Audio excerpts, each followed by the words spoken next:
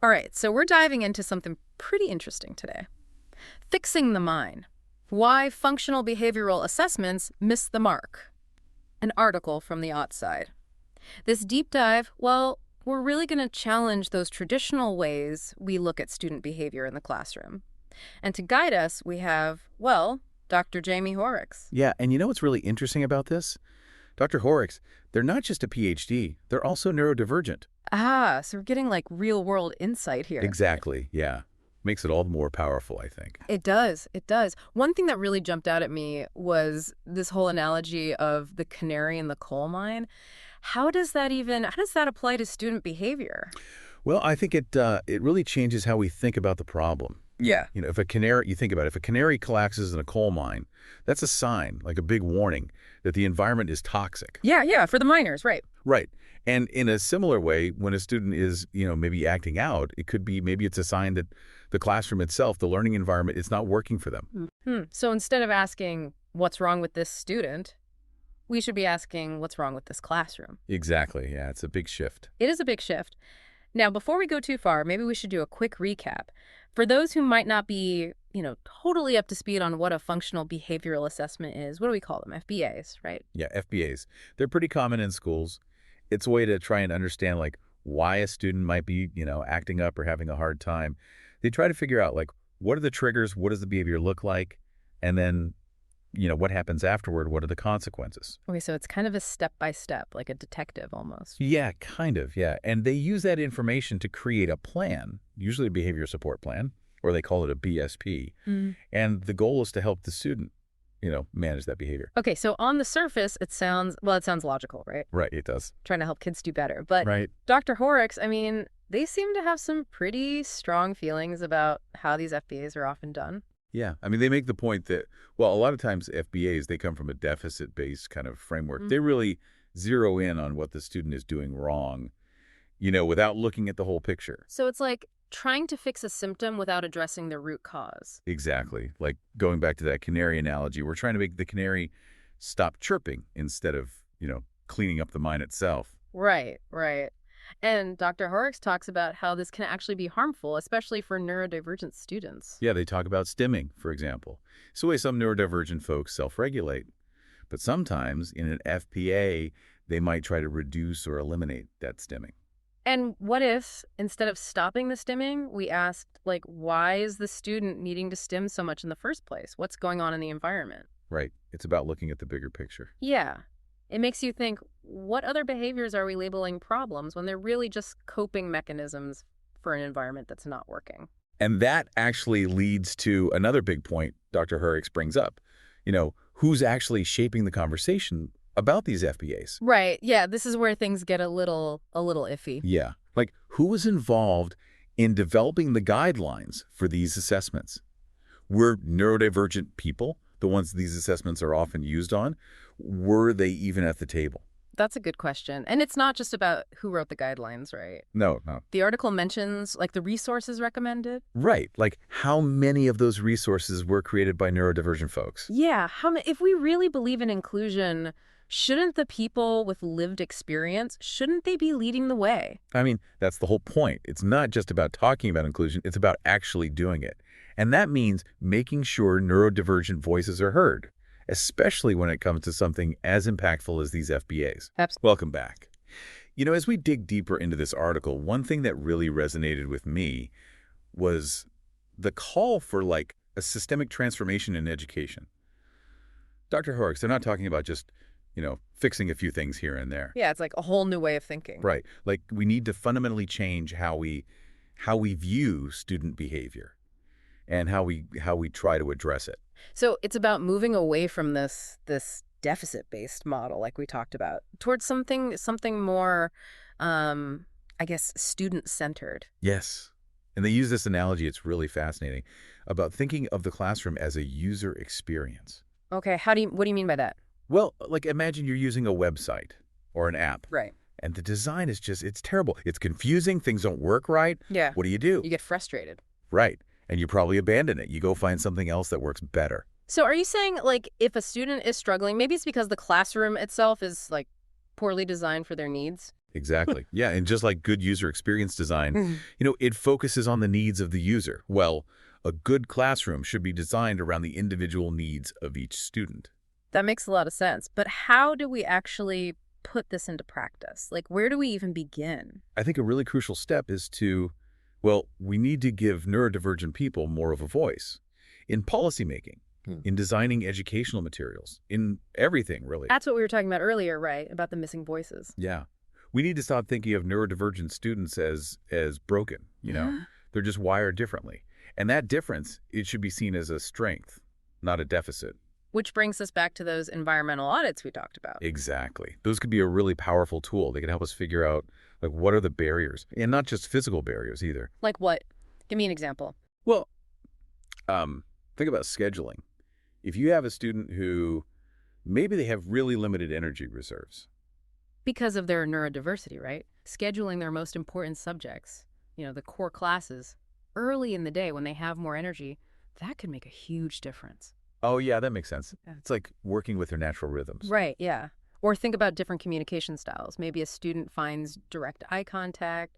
Maybe it's really overwhelming for them. So instead of forcing that, maybe they can show their understanding in other ways, like written answers or even gestures. So it's about recognizing that what works for one student, well, it might not work for another. And that's okay. It's about creating a classroom where everyone feels safe and supported. And they have the power to learn in a way that works for them. This is all, it sounds amazing, but realistically, making these kinds of changes, these big systemic changes, that's a huge task, right? It would take a lot. Like not just teachers changing how they do things, but administrators, policymakers, parents. Oh, absolutely, yeah. Dr. Hoerricks acknowledges that. This is a long game, It's going to take a lot of effort and commitment from everyone. But they also offer some practical steps, things we can start doing now. Okay, I'm all ears. What can teachers do, like in their own classrooms, to start moving in this direction towards this more student-centered, user-friendly approach? Well, one of the most important things is professional development, like really commit to learning about neurodiversity, different learning styles, how to create a truly inclusive environment. The more knowledge teachers have, the better prepared they'll be to meet the needs of all their students. So it's not just what we learned in, teacher training. It's about keeping up, staying current. Exactly. Yeah. And beyond that, teachers can start thinking about those environmental audits. Even if they can't do a full audit, just start thinking about the sensory environment, seating arrangements, how accessible are the materials, how are routines structured, how do we communicate with students. So even small tweaks can make a difference, like offering different seating options or letting students choose how they show what they know. Right. It's about flexibility, choice. It all ties into universal design for learning, too. UDL. Oh, yeah, of course. UDL, it's about giving students multiple ways to engage, to show what they know, which is basically what we're talking about here. It's about designing learning experiences that work for everybody, not just the average student. Exactly. And we can't forget about communication.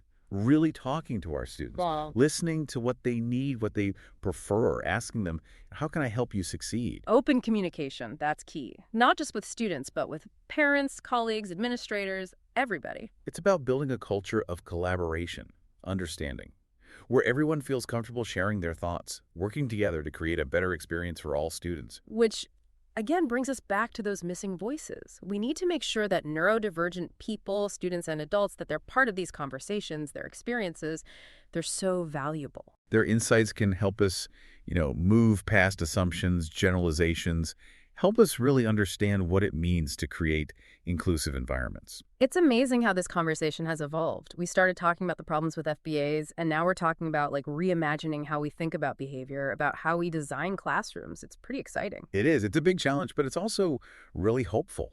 Dr. Hoerricks, they're not just pointing out the problems. They're giving us a way forward, a path towards a more just and equitable education system for everyone. And that's a vision worth working towards. Absolutely. And it's something we can all be part of. So we're back.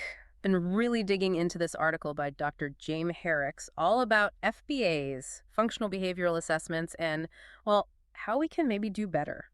For our students, that is. Yeah, it's been a lot to think about. All those different pieces, the limits of those traditional FBAs, the idea of those environmental audits, and, of course, those behavior-informed classroom plans. A lot to unpack there.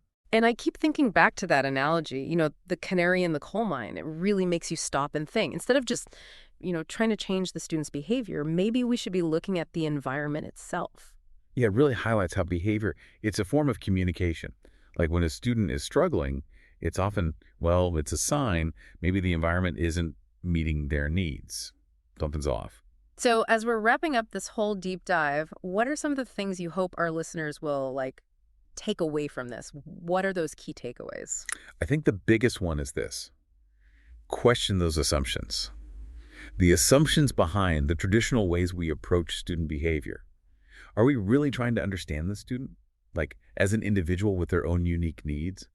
Or are we just trying to make them fit in, make them behave in a certain way? Yeah, that's a question we should all be asking, right? No matter what our role is in education, teachers, administrators, parents, policymakers, all of us, we need to create learning environments that are truly inclusive, where every student feels supported. Another big one is, well, we've got to listen to neurodivergent people, really listen, and learn from them. Their voices need to be part of shaping these policies, these practices, so they actually work for them. And not just, token representation. We need to actively seek out their perspectives, create spaces where they feel safe to share their experiences, to tell us what it's really like. And on a more, positive note, I hope listeners come away feeling empowered. Change is hard, especially systemic change, but it's not impossible. We can all do our part, right? Even small things. Start with changing our own thinking, our own practices, and it can build from there. It's about questioning things, advocating for change, and never giving up hope. Every student deserves a chance to thrive. So I'm curious, what really stood out to you from this article? What will you be carrying with you after this deep dive? That part about alexithymia really struck me. How some people have a hard time identifying and expressing their emotions. It can be really tough. And in a school setting, those behaviors can be so easily misunderstood. Makes you realize we really need to approach each student as an individual. Their behavior, it might be communicating something much deeper than we realize. It's a good reminder that empathy and understanding, those are essential. We can't truly support our students if we don't even try to see the world from their perspective. To wrap things up, let's leave our listeners with a thought. Imagine a classroom where every student feels seen, heard, understood. A classroom where differences are celebrated, not punished. What would it take to make that happen? What would it take to make that a reality? That's a great question to think about. It challenges us to push beyond the limits of what we have now and imagine something better for all students. Thanks for joining us on this deep dive. Keep asking those questions, keep learning, and keep pushing for a better world for everyone.